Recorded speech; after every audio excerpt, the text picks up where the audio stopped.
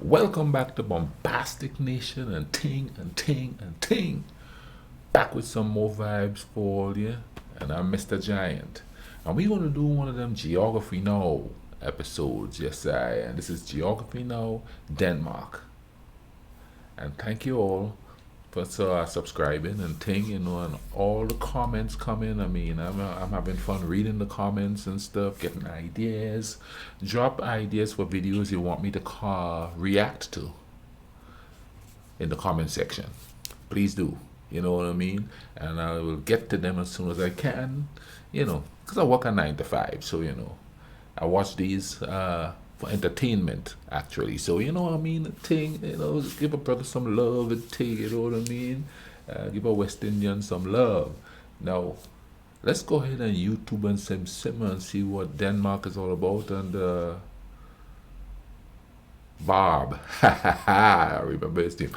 Let's see what the man have to say and thing, yeah. Remember in the Angola episode I mentioned how I went to Denmark one time and bought a sandwich that was $21? Well, this was that sandwich, and my reaction was like, $21? Oh, this better be the best sandwich I've ever had in my life. You got lucky. It's time to learn geography now! Hey everybody, I'm your host Barbie, Legos, Vikings, and Roll Method. We got a lot to cover, so let's jump in.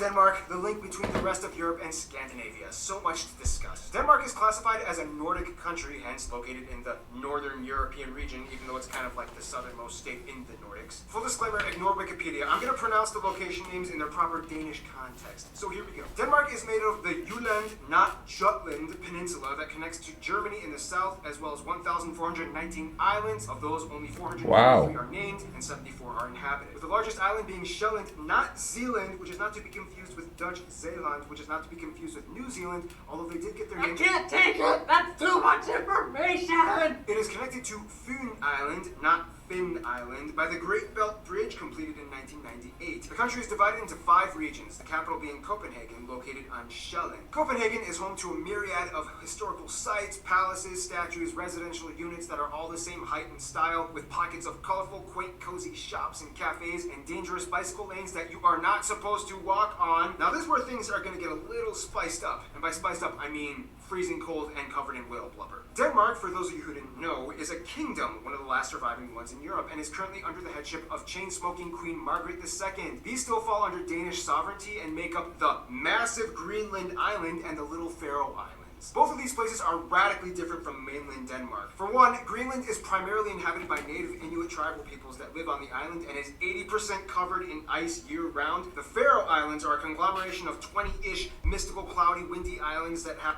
I'll be honest, man. I don't like cold weather. I'm a tropical boy through and through. But I would visit a place like that just to experience it, you know what I mean? Where I live, right now it's starting to get a little chilly. But it's not real scenic where I live. It's right on the Ohio River. And it's pretty much a small concrete jungle. So, there's nothing like that to see unless you go on the outskirts of it. On the outskirts is beautiful, like the New River Gorge and stuff like that. But you don't see snow-capped mountains. We're in the foothills of the Appalachian mountain chain that runs through here. That's a really long mountain chain across America. Not the whole of America, but the eastern seaboard some, and it goes a long way. I'm not real versed on it. There's actually a trail that you could walk through the whole thing and go through several states and all of that. Something I would want to do, maybe not. But, let's keep watching this, because this is some scenic stuff here. Have this crazy looking lake that looks like it's about to spill over the cliffs into the ocean. These two areas have their own self-governing home rule, otherwise only depending on Denmark for military, justice, currency, and foreign affairs. Otherwise, that's pretty much it. Historically, they did try to kind of create an empire by colonizing parts of the Caribbean, Ghana, India, and then the Nicobar Islands and the Indian Ocean, but they kind of ran out of money and ended up selling everything to other countries. Too bad. It would be awesome to see people in the Indian Ocean speaking Danish. Nonetheless, mainland Denmark is kind of like a fast-moving economic machine. Let's talk about how. Let's get it.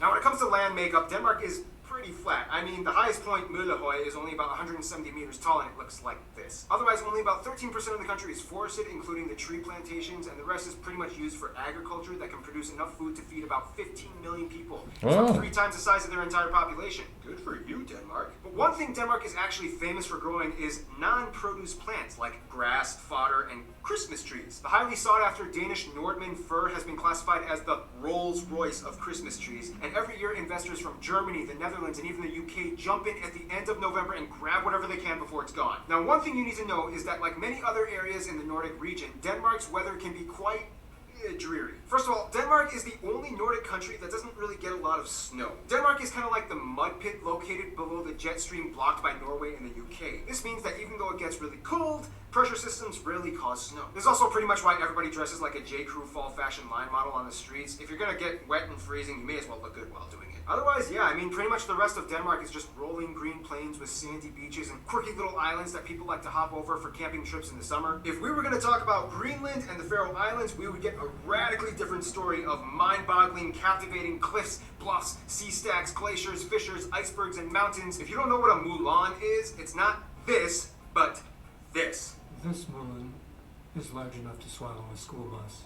Ah, that's interesting. But we'll have to say that for another video that'll come out in 9,374 years. In the meantime, let's talk about the people.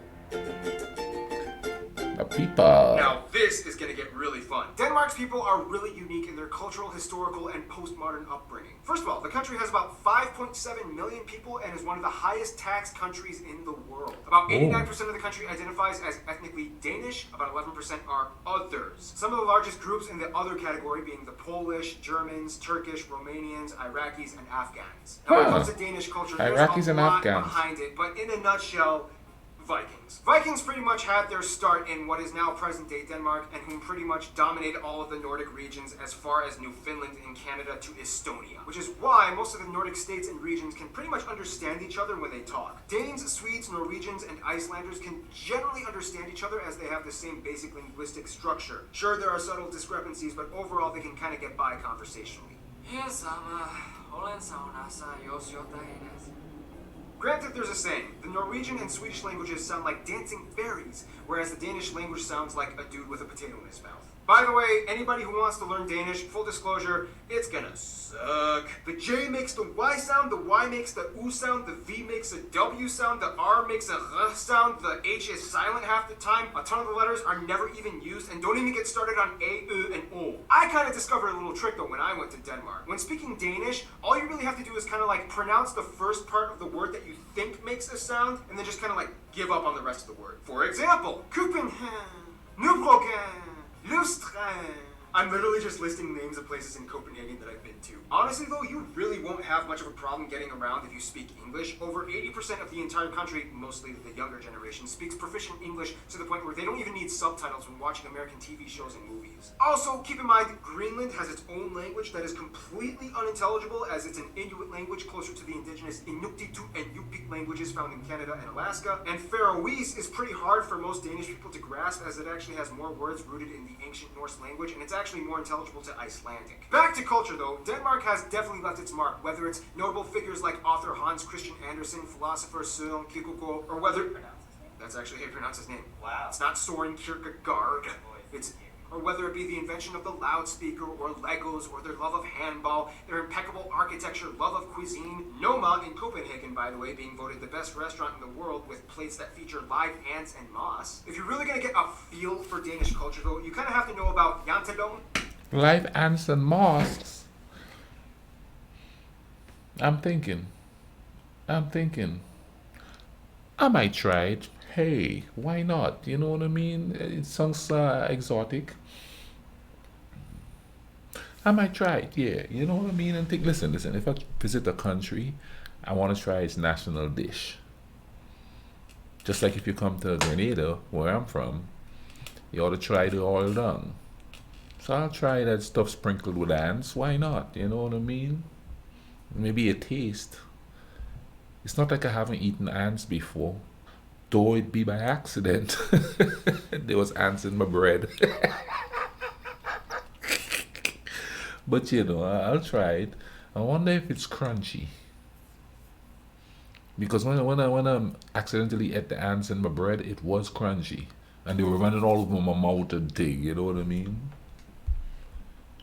And Hygge. The funny thing is, Danes are kind of brought up in a social mindset that is kind of integrated into their subconscious, known as jantelom, which kind of translates to something like, you are not better than the crowd, which I know sounds kind of depressing, but it's really trying to instill a sense of equality and communal cooperation. Hygge translates to something like, spend good times with friends and family, and it's like a cozy thing. Of course, Denmark is known for being ranked one of the happiest overall countries, even though they are also kind of one of the highest ranked consumers of antidepressants as well. But hey, they still pull off everyday life looking oh so good, even if it's during one of those really loud annual emergency drills. Okay, Christine, explain what's happening right now. Denmark is testing the sirens for warfare. And when we're being attacked by the Germans again. Wow, they're still doing that? I'm really scared right now. Let's run to the security basement. The Germans are coming! Speaking of Germans. Now, we all know that one person we're all kind of jealous of because they're kind of rich, well-adjusted, and have a ton of friends, and they're like kind of good-looking. Well, that's Norway. Denmark is a little bit rockier. No, but seriously, for such a small nation, Denmark has a huge entourage of friends, and it's almost kind of hard for anyone in the world to dismiss them at a party. As a founding member of the EU and NATO, Denmark has had roots planted in diplomacy for decades. First off, Denmark generally gets along with Germany. Business between the Germans is a hugely integral part of their economy, and Denmark acts like the gateway to Scandinavia for them and the rest of Europe. The US and the UK are incredibly close, as both tangible and cultural imports have been established for centuries. For a while, the Danes even took over parts of the UK, which is why to this day the English language still retains hundreds of Old Norse-derived words like leg, dog, and window. The closest friends, though, would have to be the Nordic countries, Finland, Sweden, Norway, and Iceland. These four are without a doubt Denmark's closest friends, even though Sweden and them have kind of had more wars and battles historically than any other two states in the world. They've moved on and grown up. Out of the Nordic countries, though, Norway would probably be Learning from best history. friends. Danes are obsessed with Norwegians and often consider Norway the girlfriend they took away from Sweden. In conclusion, Denmark is the rich, rainy rascal that always seems to show up on time for every party, but somehow gets all his work done in an organized, efficient manner. Stay tuned, Djibouti is coming up next. Okay, now that was interesting. Sort of painted a rainy, dreary picture, but you know, I like rainy, dreary days.